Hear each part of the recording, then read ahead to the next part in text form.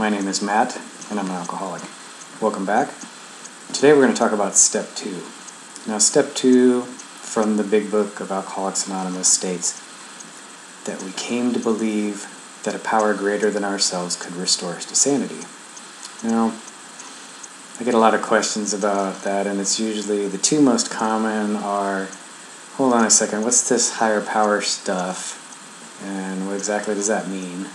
And the second part is people say, hold on a second, are you trying to say that I'm crazy? Are you saying that I'm insane? Well, we're going to talk about both of those things, and we're hopefully going to clear that up. But what this really points to, and the big idea of Step 2 is that we as alcoholics have to admit that we are not the be-all, end-all. We're not God. We're not the center of the universe. We're not in a position to be all-knowing and all-seeing. And, like Step 1, where we had to admit we're powerless over alcohol, that life has become unmanageable, now it's time to say, okay, well, now I have to develop a sense of something bigger than me that I can count on that's going to help me get and stay sober and help me with this obsession of alcohol. So that's what that means. Now, some people come to AA and they are just adamantly opposed to any kind of organized religion. They don't want to have anything to do with it. Let me make sure I put this out here right away. AA does not endorse any particular brand of religion. It's entirely up to you. What we're talking about in Step 2 is believing that a power greater than ourselves, and again, you get to decide what that power is going to be. Some people use the AA groups as a power greater than themselves because there's millions of people who have already gotten sober and stayed sober. So a lot of people say, okay, well, I'll use the group for a while because they're tried and true. I can see the results. They're doing what I want to do, and I see people putting their lives back together, and I can deal with that. Less threatening. Some people say, okay, nature is my higher power. Some people have said, well, I believe in a universal intelligence, and that universal mind is the power greater than me that's all-seeing and all-knowing that I can count on. Again, whatever works for you, pick it, choose it, and that's going to be something that you can deal with, and that's going to be non-threatening to you. No one in AA is going to try to tell you that you must believe in any particular higher power, because if he or she does, they're committing a gross error, and you need to know right up front that it's not somebody else's job to decide what your higher power is. Now let's touch a little bit about that other section about sanity for a minute, and people get real upset about that sometimes. They're like, well, I'm not insane, I'm not crazy. I've never been to the doctor, I've never been locked up, whatever. Again, if you really stop and think about it, there's a couple things. First of all, the language that was used in 1939 when the book was published is different than it is today. People use words in different contexts, and sometimes things that mean one thing don't always mean another. And then when time goes on, you add a little slang in there, you add a little bit of other stuff that people do, and then the next thing you know, words don't mean anything what they were supposed to mean in the first place. So it's just a natural phenomenon.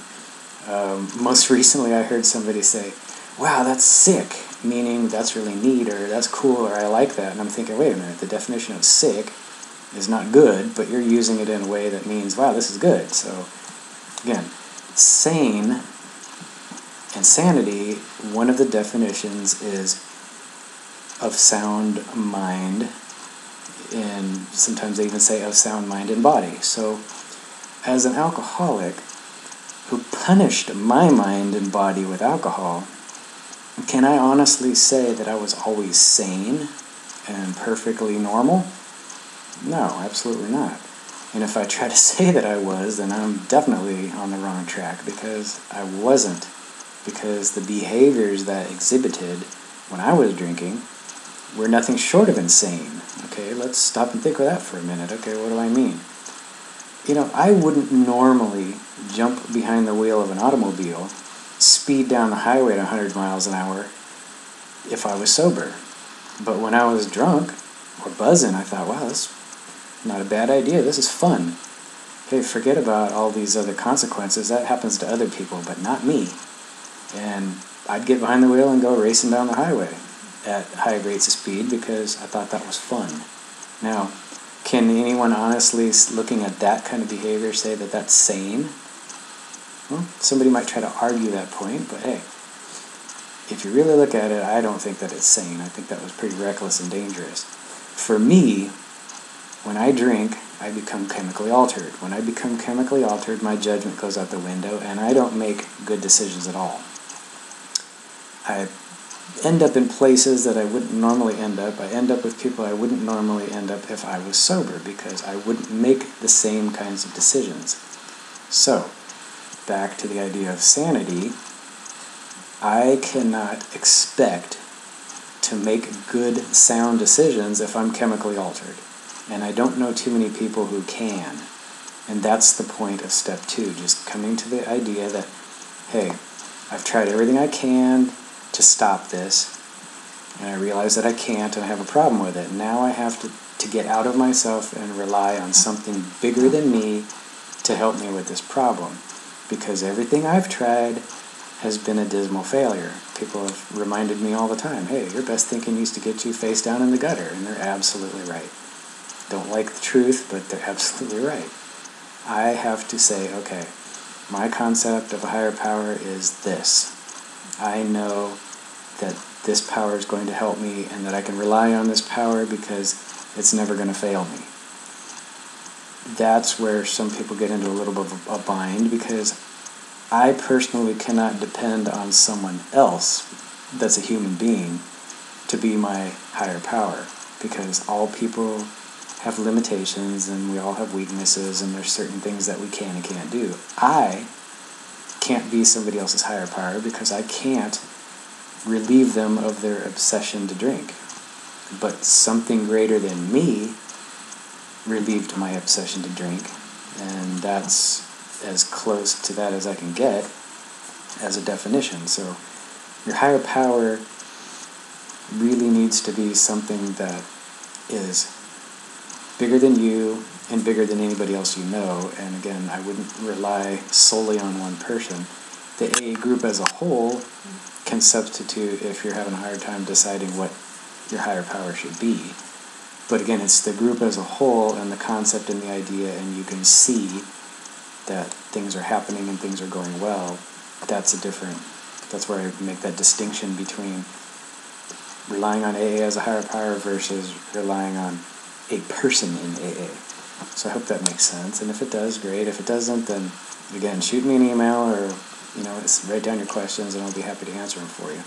But for me personally, I was pretty disgusted with certain organized religions when I got to this step, and I was like, oh man, I hope they're not going to try and tell me what I have to do and what I don't have to do. So I personally had to decide what my higher power was. And once I did that, that's all step 2 really asks us to do, is believe that a higher power is going to help us, and believe that that higher power is going to restore us to the way we were born, and kind of alludes to the idea that we all showed up here on the planet, pretty much ready for life, and we were okay, we were healthy. There's a few exceptions, and I understand. I'm not meaning 100%, but the vast majority of us made it here fully equipped from the factory, ready to go, and we had everything we needed, and we all had the ability to learn, the ability to find out things, analyze facts, put them into action, make decisions, and try things out. Well, and that's what we did until alcohol came into the picture, and then alcohol distorts reality. Alcohol tends to cloud our judgment and all of those other things. So that's where that sanity piece comes in, and I had to say, okay, I can't do this anymore. Something out there has to be able to help me. This is what I think that something is, and this is what I believe, and then I just had to say, yeah, it's possible. It can happen for me. And that's all that step asks us to do. Step 1, again, just says we had to admit that we were powerless over alcohol. Step 2 says we just have to believe that a power greater than ourselves can restore us to sanity. That's it. So those are the first two, and in our next video I'm going to talk about step 3, and we'll dig into it a little deeper. So good luck on that one, and again, if anybody has questions, just shoot me an email or make a comment on the video, and I'll see you for step 3. Thanks.